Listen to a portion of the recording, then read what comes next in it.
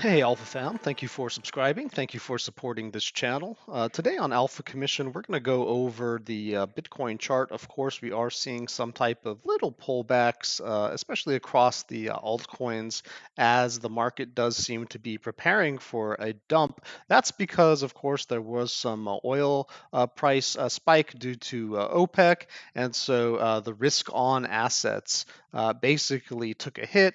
Technology, and that includes, of course, crypto. Guys, the risk for the Fed to increase interest rates has increased because, of course, by providing a lot of liquidity to the banking system, there's just less chance that the banking system will collapse. There's less chance that those cracks will spill over to the rest of the economy.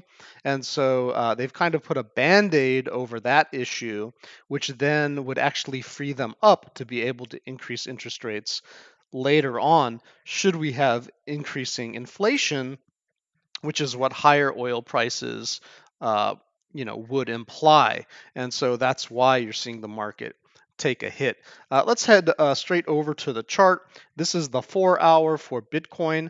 What I wanted to show you was probably better illustrated on ETH. So let's just jump over to ETH really quick and look at these rising wedges. So guys, basically we've been having some rising wedge formations that may end up playing out again. And of course, this one over here really did just take the cake there in terms of the damage that it did. And putting in another formation like this just, again, implies to the market that we could have a breakdown. This seems to be a fractal of this area over here. So should we get a breakdown and even a push back up, the market won't be fully convinced that this move is over, and they may want to see some type of a fractal like a drawdown to deeper levels, both on Bitcoin and ETH, before essentially refueling the rocket ship to take off to new heights. But guys, that's just a theory that I'm looking at. Of course, market psychology doesn't change too much. And so if the bots and algorithms and the traders in play are thinking one way here, they might be thinking exactly the same way there, and they just want to retest another level. Okay. So again, let's go back over to Bitcoin and just see what we can see on the 4-hour here. And just straight away, what you'll notice is, other than my charts being incredibly slow for some reason, is that we are putting in a fairly bearish pattern over here, which is, at least on the 4-hour, this kind of M-shaped pattern. Now, we haven't really broken the neckline, but that is a little bit scary there. This could have three falling peaks. That would also be a very bearish pattern. All of this stuff is essentially related to, a cup and handle breaching the neckline. It implies further down.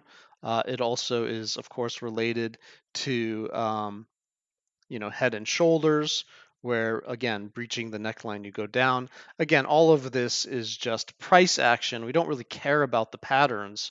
We care about the price action, and the price action is having lower highs, and then the lows are just staying flat. And so you can even call it a distribution wedge. And again, like the measured move is going to be a pop to the downside. And so again, maintaining control over the neckline here is what's critical. And the fact that we got a nice bounce here, which should have been a bounce off of a pretty decent fib if I look at it. Yeah, we bounced pretty much right off the golden pocket up here, came up, got rejected by this kind of bullish 236. And then we retested the golden pocket again and got rejected again by the bullish 236. And so we are just kind of meandering sideways in this indecision wedge here, which is having, more bearish aspects than it is having bullish aspects. So again, if we breach this level, prepare for more downside. Okay, maybe 26,500-ish. Okay, and then in doing that, we'll essentially have created a big M here. And should we lose that 26,000, let's just call it 700, 26,500, okay, should we lose that zone, then we're going to be talking about an even bigger potential drop,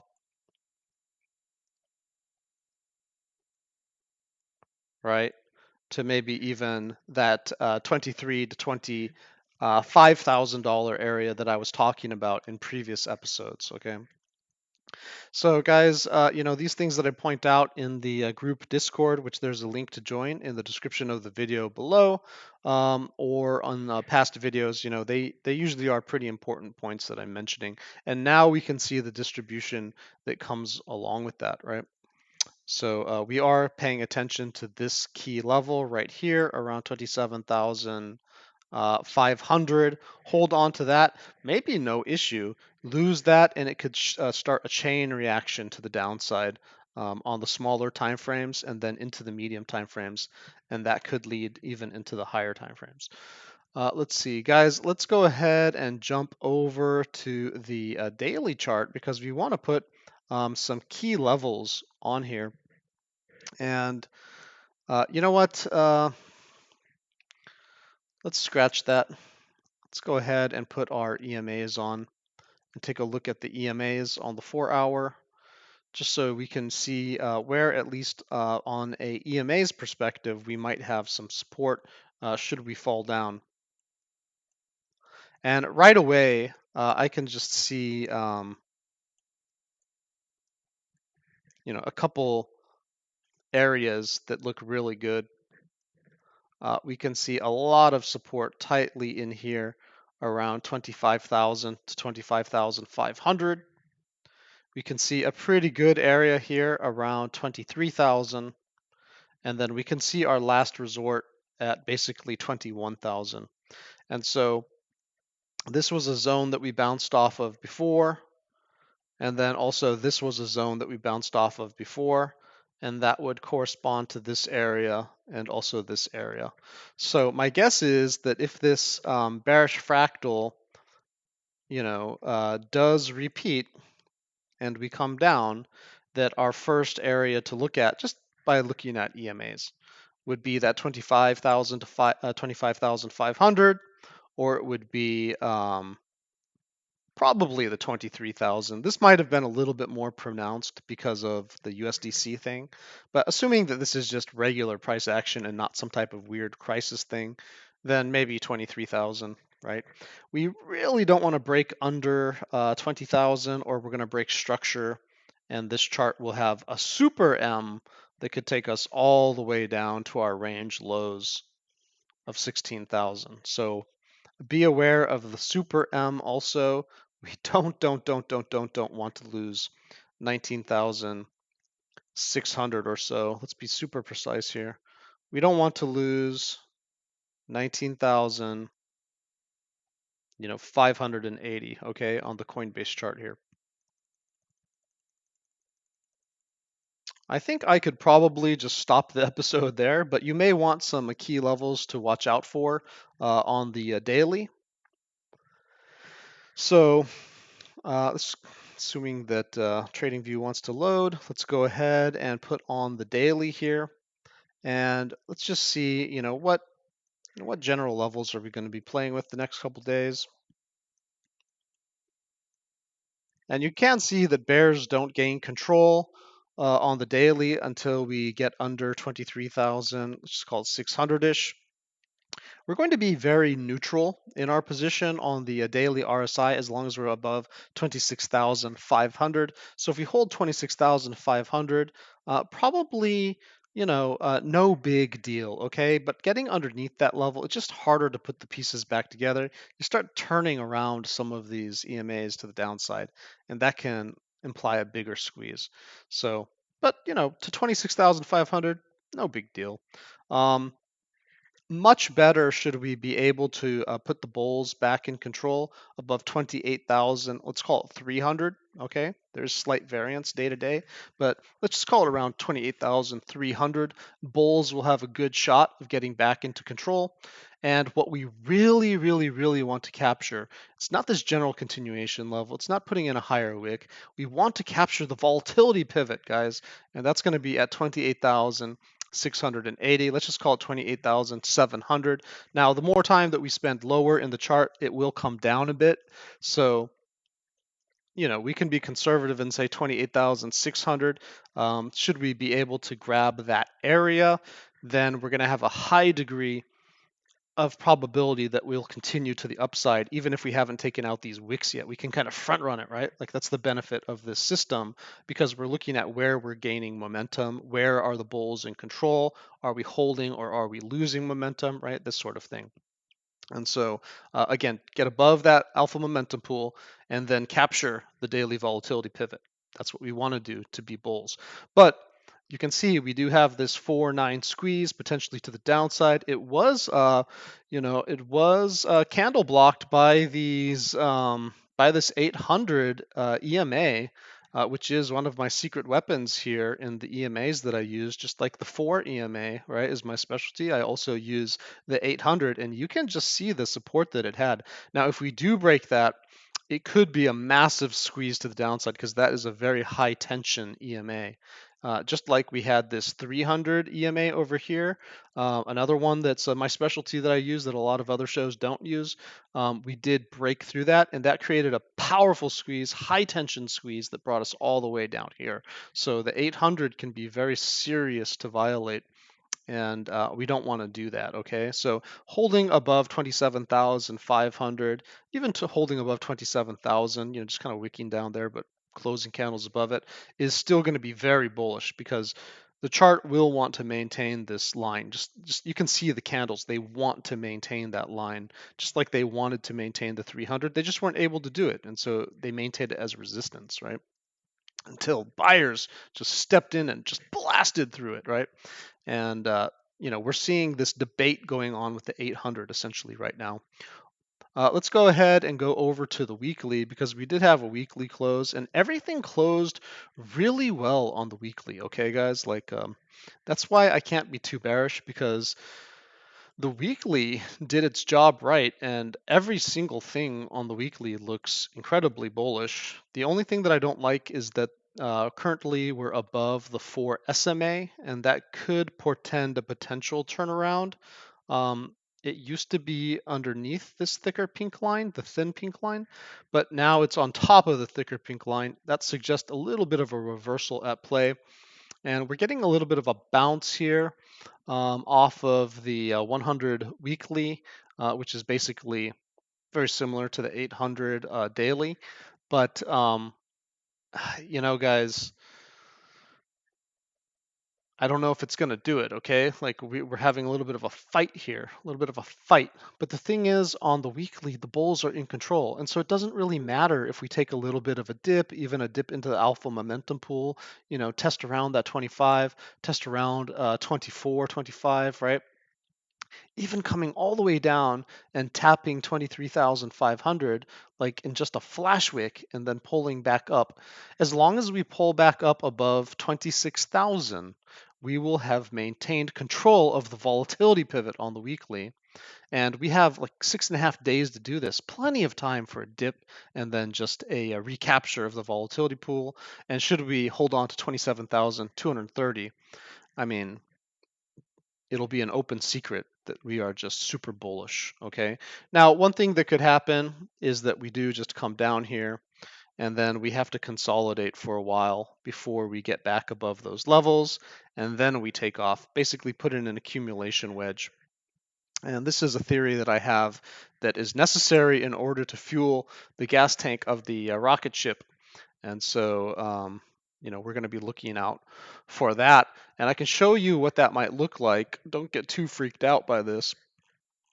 But, I'm doing some geometric analysis of basically the fractals of the last pattern that we put in with the current pattern that we're putting in.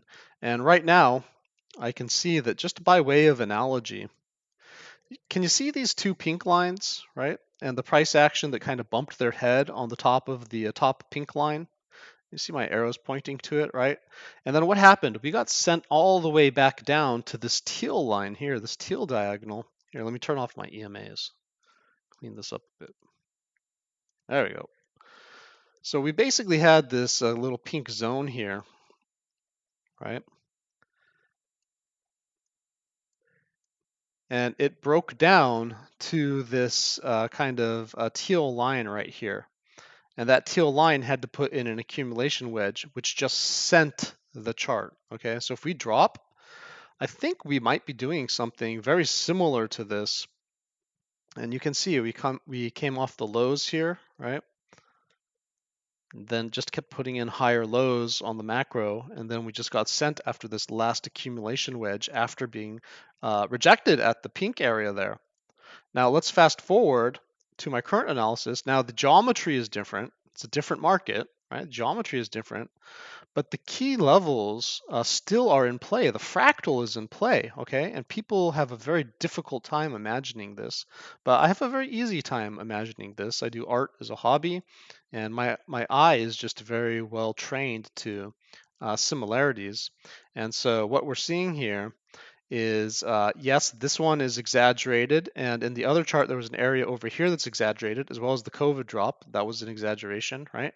But overall, we have the same structure, and then we have the teal line here, and then we have a pump off it. Yes, we had a weird wick over here, which wasn't present in the previous one, but this was the USDC thing, right? The stablecoin issue. Now we're bumping our head on the pink line, and should we come back down to the teal line, which is somewhere around 24,000 to 26,000, exactly what my other measurements would say, we could potentially put in an accumulation that could then send us, okay? Could just send us to the moon. And there are a couple levels that the geometry would suggest that we might look out for. Well, first of all, if all of this is just negated, if it's just invalidated, then we might pump to 30 to 31K and then bump our head on this yellow line. Hey, a lot of people are talking about 30 to 31K. And then the next line that we would be looking at would be valid for both this one and if we went straight through, and that would be 33K. And then after that, 42K. And then after that, around 50K. And around that, probably shouldn't even mention it because who knows if we even get there. This is a lot of resistance up here. Personally, I think we could top out around 40 to 50 before we have a major pullback, even maybe a reversal. But should we push through that, then maybe even, 70K, 80K. And then I'm not a moon boy, so I'm not going to put a lot higher targets for that because that would only be under the best circumstance, the most crazy circumstances, okay? I'm not trying to repeat what happened in the past where everyone said, we're going to 100,000, and then we didn't go to 100,000. This was a blow off top. This was a double top. Markets change, okay? This was a crazy blowout bottom. This was just a little kind of W bottom, okay? Like markets change. The fractals don't have to play out the same. The most conservative estimation is somewhere around 33 to 42,000 is where we would turn around. And then a pretty liberal interpretation would be somewhere around 50 to maybe 105,000, okay? And that's a huge area to be talking about. But, if we break through this resistance, the sky's the limit, right? And we could even go on an epic bull run, which who knows what could happen in the world to make that happen. But I just don't think that's realistic right now.